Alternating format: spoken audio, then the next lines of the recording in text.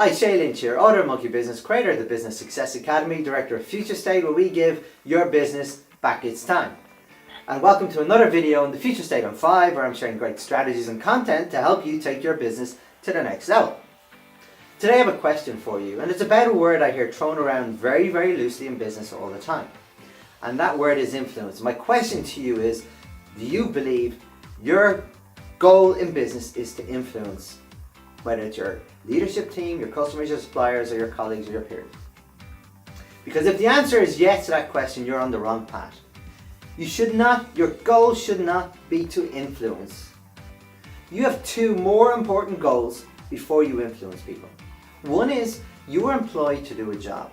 You've got a certain set of skills and you are employed to use those skills in a certain environment to get certain results.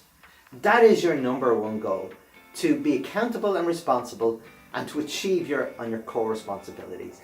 That is your number one goal.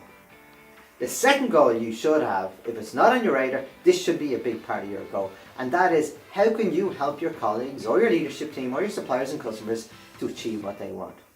So goal number one, do fantastic work.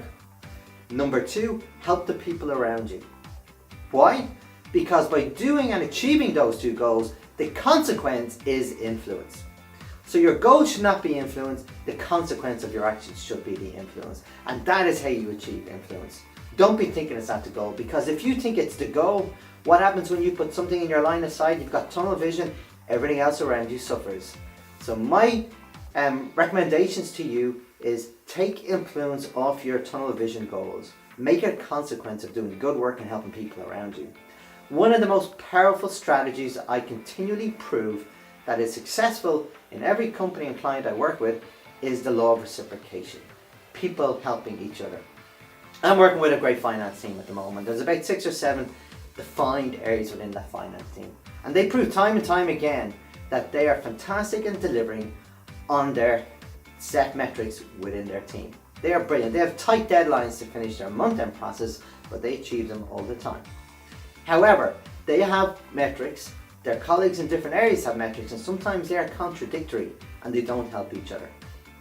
Why is that? Because people have a very silo approach to business. And it's not just one area of business, it's all areas in all different sectors. So what I'm saying to you is, have a look at your surrounding areas. Where can you see those touch points in the different areas of your business that can really make a difference?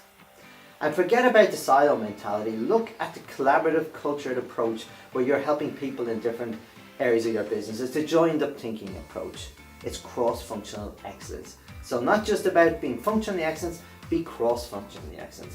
And that's what I'm talking about as your goal number 2, is how can you help other people, whether it's in your direct team or indirect teams, your supporting teams. Because again, it's about a shared vision for a shared result. And this is the same whether you're working in a small, large, or a medium-sized enterprise. And if you're in a small business, you're probably doing this very, very well, because people become friends in small business. And when friends are working together, friends help each other. Friends look after each other. When there's a problem, help them solve it. Don't go off and solve it for them. Help them solve. Be part of the solution, not part of the problem. Because when you start helping each other in whether it's a direct team or supporting teams, that is when the true magic happens. And if you feel you're doing this very, very well, what about talking to your suppliers about this approach, or even your customers? And forget about calling them suppliers, forget about calling them customers. Why don't you call them partners? Because don't you have the same common strategy to protect that end user? So why don't you work together to make better solutions, to deliver them quicker, and excite your client more? And that's what the common goal should be, because then when you do that together, you will influence your customers or your end users in a more effective and profound manner by giving them a better experience. So what does this look like on the ground? Well, again, as I said, first things first, do your job and do it very, very well.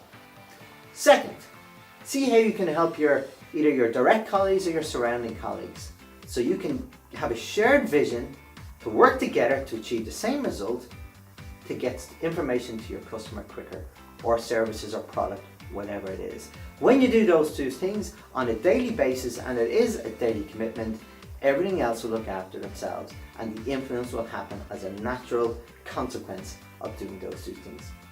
Over to you. There's no point in me sharing all these great strategies with you if you're going to do nothing about it. So my question is to you, what are you going to do today that's going to improve your work in your own environment? How are you going to help your colleagues so you can influence your customers better and eventually by making tomorrow better than today? If you have any questions of anything I've just talked about, please get in touch. I'll be delighted to help. But in the meantime, this is Shay Lynch wishing you every success for your future business.